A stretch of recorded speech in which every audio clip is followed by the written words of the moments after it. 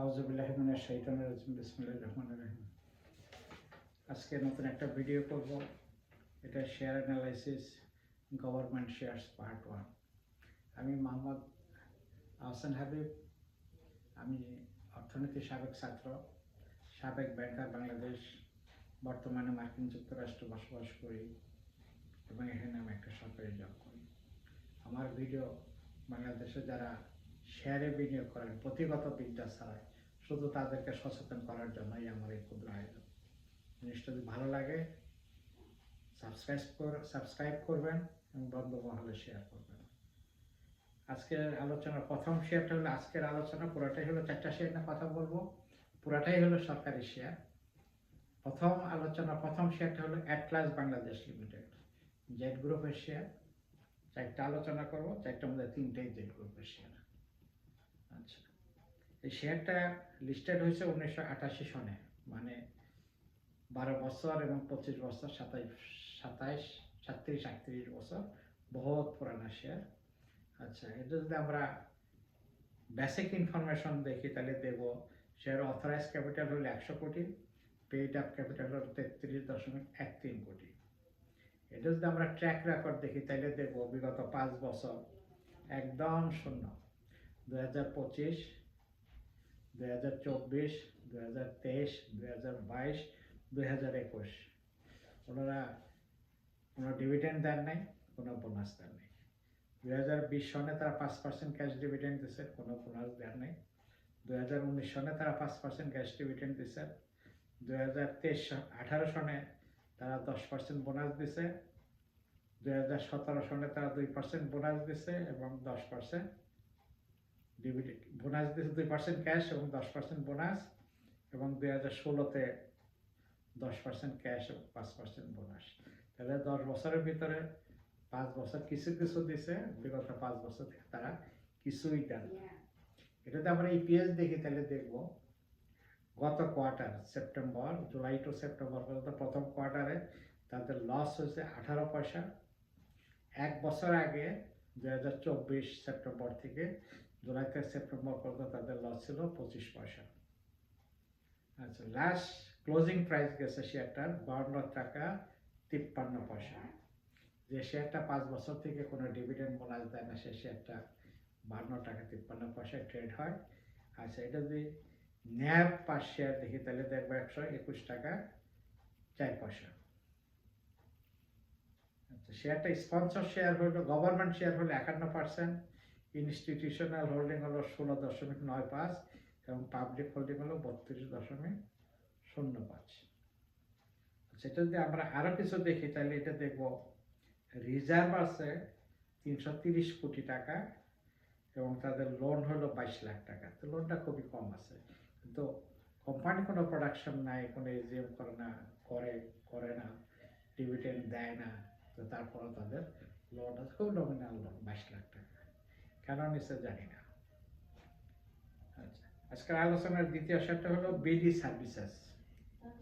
এটাও জেড গ্রুপের শেয়ার। এই শেয়ারটা লিস্টেড হয়েছে 1984 সনে, সেটা 88, এটা 84, এটা আরো 4 বছর আগে। শেয়ারটার অথরাইজ ক্যাপিটাল হলো 250 কোটি, পেইড আপ ক্যাপিটাল 97.79 কোটি, প্রায় 98 কোটি। আচ্ছা, শেয়ারটা গত 10 বছর ট্র্যাক রেকর্ড একদম পরিষ্কার, ঝকঝকে তকতকা।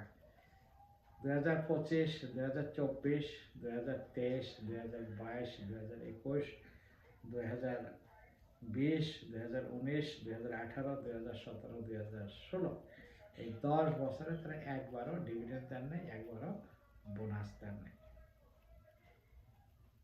আচ্ছা, শেয়ারটা প্রথম কোয়ার্টারে লস হলো 2 টাকা 48 পয়সা, 10 টাকা শেয়ার। প্রথম কোয়ার্টারে তারা 2 টাকা 48 পয়সা লস দিয়েছে। গত বছর একই সঙ্গে প্রথম কোয়ার্টারে তাদের লস ছিল 3 টাকা 6 পয়সা। আচ্ছা, এটা যদি আমরা লাস্ট ক্লোজিং প্রাইসটা দেখি তাহলে দেখবো 217 টাকা। যে শেয়ারটা 10 বছর ধরে, লাস্ট ক্লোজিং প্রাইস হলো 5 টাকা 20 পয়সা, সরি, ক্লোজিং প্রাইস হলো 5 টাকা 20 পয়সা। যে শেয়ারটা 10 বছর থেকে কিছুই দেয় না, তারপরে শেয়ারটা 5 টাকা থাকে না, কেন? শেয়ারটা 1 টাকা নিচে নেমে আসে। যেমন 5টা ব্যাংকের শেয়ার এখন কেউ কিনেই না, বন্ধ হয়ে গেছে।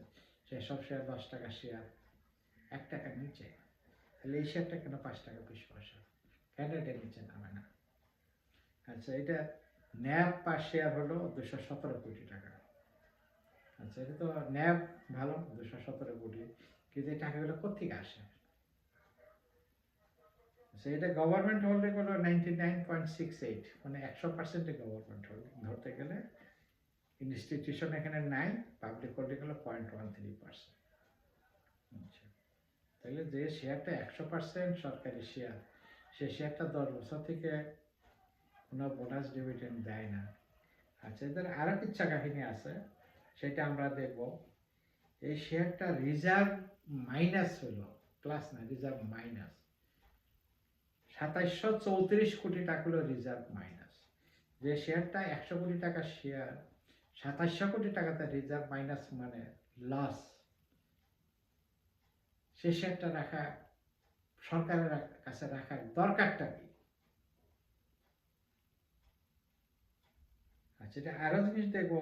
এটা লোন আছে 861 কোটি টাকা, যেহেতু 100 কোটি টাকা শেয়ারে লোন আছে 861 কোটি টাকা, আবার রিজার্ভের ঘাটতি আছে 2734 কোটি টাকা, সবই তো মাইনাস। তাহলে প্রতিষ্ঠানগুলো কি করে? এটা সরকারি শেয়ার, জবাবদিহিতার বাইরে। যার জন্য এইসব শেয়ার আমি সরকারকে অনুরোধ করব, এগুলা সব বেসরকারিকরণ করে দেন। আদার হোটেল যদি চলতে পারে, তো এটা পারবে না কেন?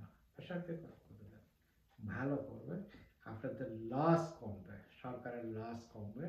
আপনার বাজেট থেকে টাকা নেন, এদেরকে দেন, আর এরা সব উল্টা খায়। এইসব জিনিস আমি যতটুকু জানি, এদের আন্ডারে অনেকগুলো ভালো হোটেল আছে। তার মধ্যে ইন্টারকন্টিনেন্টাল হলো 1 নম্বর হোটেল, যার এক রাতের একটা সুটের ভাড়া 4 লাখ টাকার উপরে। তারা লস করে কেন? আমি তো কিছু বুঝি না।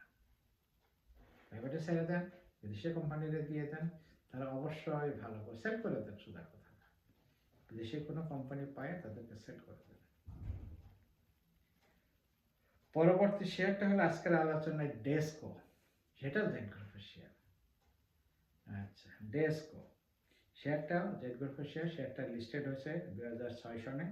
অথরাইজ ক্যাপিটাল 2000 কোটি, পেইড আপ ক্যাপিটাল প্রায় 398 কোটি।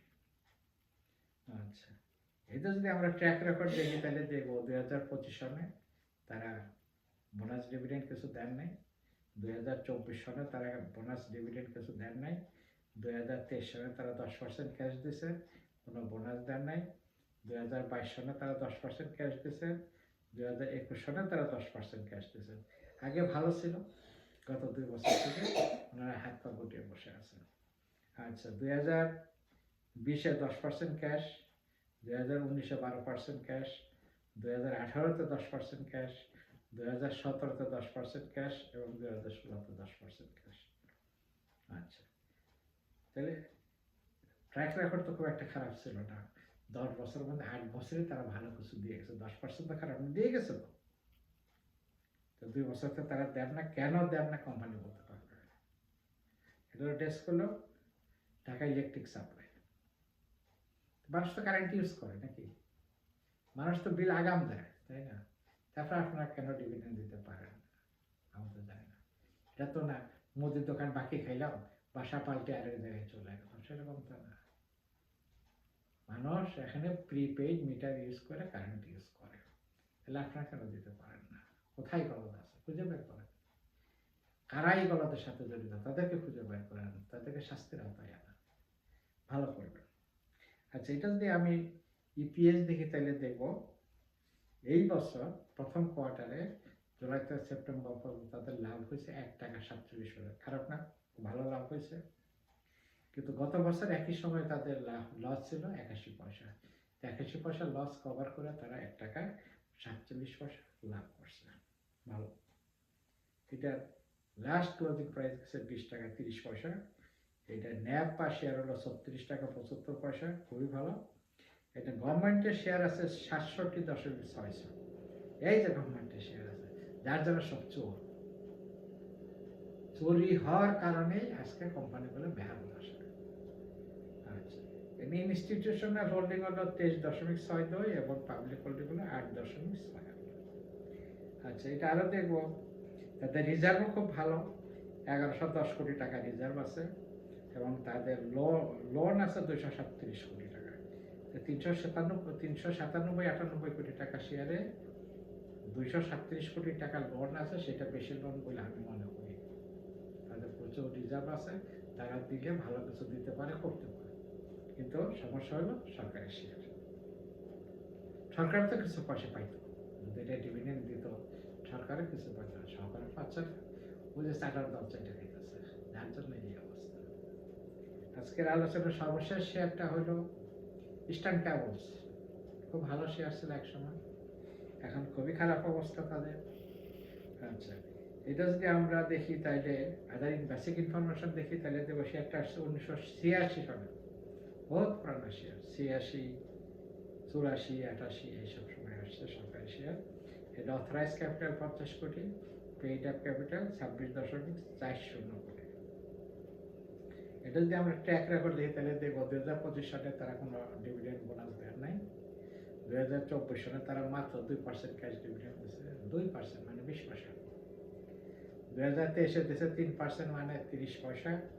2022 দিচ্ছে 2% মানে 20 পয়সা। 2021 ওনারা কিছু দেন নেই, কোনো ডিভিডেন্ডও দেন নাই, কোনো বোনাসও দেন নাই।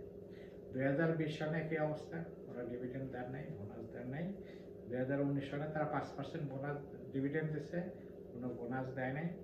2018 সালে তারা ক্যাশ ডিভিডেন্ড দেন নাই, 10% বোনাস ডিভিডেন্ড দিচ্ছে। 2017 সালে তারা 10% ক্যাশ ডিভিডেন্ড দিচ্ছে, কোনো বোনাস দেয় নাই। 2016 সালে তারা 10% ক্যাশ ডিভিডেন্ড দিচ্ছে, কোনো বোনাস দেয়। তাহলে এই 10 বছরের ভিতরে তারা 3 বছরই কিছু দেন নাই, বাকি 3 বছর তারা দিচ্ছে নামকেও আসতে, এবং 4 বছর থেকে 5%, 10% করে দিচ্ছে। তো ভালো, 10% না, খারাপ না। শেয়ারটা বাজার দর আবার একটু বেশি, সেটা খেয়াল করেন। লাস্ট ক্লোজিং প্রাইস গেছে 110 টাকা। যে শেয়ারটা ডিভিডেন্ড দেয় না বা 110 টাকায় 20 পয়সা দেয়, সেই শেয়ারটা মানুষ কিনে গেল, জায়গা জমি বিক্রি করে আপনাদের টাকা দিবে। অপেক্ষা করেন, পাবেন। নিজের জীবনে না পাইলে হয়তো নাতির নাতনির জীবনে পাবেন। আচ্ছা, এটা যদি আমরা ইপিএস দেখি তাহলে দেখবো প্রথম কোয়ার্টারে তাদের লস হইল 63 পয়সা। গত বছর একই সময় তাদের লস ছিল 1 টাকা 44 পয়সা। আচ্ছা, এটা ন্যাপ পার শেয়ার হলো 338 টাকা। ভালো নেট অ্যাসেট ভ্যালু আছে, তাহলে জায়গা জমি আছে, যার জন্য অ্যাসেট ভ্যালু আছে। কিন্তু প্রোডাকশন তো নাই, বাজারে তো মাল নাই, তাইলে হবে না, তাকে ব্যবসা করে আনতে হবে। এই যে সব জিনিস ফ্যাক্টরিগুলো করছে, সে 1986 সাল থেকে এখন পর্যন্ত 14 আর 25, 40 বছর আগে, তখন যে জায়গার দাম ছিল, এখন তো জায়গার দাম অনেক অনেক গুণ বাড়ছে, যার জন্য তাদের অ্যাসেট ভ্যালু হয়েছে। কিন্তু ব্যবসার কারণে তাদের অ্যাসেট ভ্যালু বাড়ে নাই। ব্যবসা করে যদি অ্যাসেট ভ্যালু বাড়তো তাহলে বলতাম শেয়ারটা ভালো, শেয়ারটা কিনে, তা তো হয় না। জায়গা জমির দাম বাড়ছে, যার জন্য তাদের অ্যাসেট ভ্যালু বাড়ছে, অন্য কোনো কারণে। আচ্ছা, এদের আরো যদি আমরা দেখি তাহলে আমরা দেখবো এখানে স্পন্সরদের আছে 8%, গভর্নমেন্ট আছে 51%। 51%, যার জন্য ম্যানেজমেন্ট গভর্নমেন্ট, যার জন্য এই অবস্থা আর কি। এখানে ইনস্টিটিউশনাল হোল্ডিং 12.66 এবং পাবলিক হোল্ডিং হলো 28.26। এখানে আমরা একটা জিনিস দেখবো যে রিজার্ভও খুব ভালো, 883 কোটি টাকা রিজার্ভ আছে এবং তাদের লোন আছে 58 কোটি। তাহলে 26 কোটি টাকার ক্যাপিটালের ব্যবসা চালাইতে গিয়ে তাদের লোন আছে 58 কোটি টাকা, ডাবলেরও বেশি। আরে বাবা, 58 কোটি টাকা লোন নিছো, তাতে ইন্টারেস্ট দিতে হয় নাকি? তুমি যদি তোমার জিনিসটা খাটিয়ে খাইতে, তাহলে তো ব্যাংকের লোন নিতে হতো না। তুমি ইন্টারেস্ট, তুমি লোন নিয়ে তোমাদের ক্যাপিটাল মেশিনারি আনো, র ম্যাটেরিয়ালস আনো, তাহলে তোমার মার্কেটে একটা প্রতিফলন থাকা দরকার ছিল। তুমি কিছু ব্যবসা করে শেয়ার হোল্ডারদের কিছু দাও, তুমি হয়তো ব্যবসা করতে শেয়ার হোল্ডার কিছু পাচ্ছে না, কারণ হলো তোমার আবার একটা মুখটা খাইতেছে। যার জন্য আমি বলবো যে সব জায়গায় সরকারি শেয়ার আছে, আপনারা ভাববেন যে তাদের বিল্ডিং আছে, জায়গা জমি আছে, সেগুলো বেশি আপনাদেরকে দিতে না। যে সব জিনিস সচল আছে, আপনি সেখানে মুভ করেন, সেখানে মুভ করেন, ভালো জিনিস পাবেন, আপনার বিলও সিকিউর থাকবে। বছর শেষে আপনি 2টা ফলাফল পাইতে পারেন। বোনাস বা ডিভিডেন্ড পাবেন। দ্বিতীয় কথা, হয়তো শেয়ারের দাম 5 টাকা 10 টাকা 20 টাকা বাইরেও দিতে পারে, সেই সব শেয়ারে বিনিয়োগ করে, এখানে করেন না। আচ্ছা, বেশ কিছুদিন আগের একটা খবর আছে, সেটা হলো বর্তমান সরকার মহোদয় চায় সরকারি যেসব শেয়ার আছে সেসব শেয়ার মার্কেটে নিয়ে আসে, যেসব কোম্পানি আছে সেসব শেয়ারকে শেয়ার মার্কেটে নিয়ে আসার জন্য। ভালো, এই যে এখন যারা লুটটা পুটে খাইতেছে, আমার ধারণা ওইসব শেয়ার যদি শেয়ার মার্কেটে নিয়ে আসেন তাহলে সবগুলোই জেড গ্রুপে আসবে, এর ব্যত্যয় কিছু ঘটবে বলে আমি মনে করি না। যদি আগাম বলা ভালো না, তারপরে বলি তাদের বাস্তবতা দেখে আমি বলতেছি, আরও যে সরকারি শেয়ারগুলো আছে সেগুলো নিয়ে আমি পর্যায়ক্রমে কথা বলবো। আমি এর থেকে শুরু করছি অ্যাটলাস আপ টু জেড পর্যন্ত, জিল বাংলা পর্যন্ত আমি যাবো বলে আশা করতেছি। আমার সাথেই থাকবে। যদি আজকের আলোচনা ভালো লাগে তাহলে আমাকে সাবস্ক্রাইব করবেন, এমডি হাবিব শেয়ার অ্যানালাইসিস। এবং যাদের পুঁথিগত বিদ্যা নাই তারা এইটা জিনিসটা শুনলে হয়তো একটু ধারণা পাবেন, পর্যায়ক্রমে আরও ধারণা ক্লিয়ার হবে। আশা করবো শুনবেন, এটা বন্ধুভাবে শেয়ার করবেন। আজকের মতো এখানেই রাখি। আল্লাহ হাফেজ, আসসালামু আলাইকুম। আমার কাছে বলো।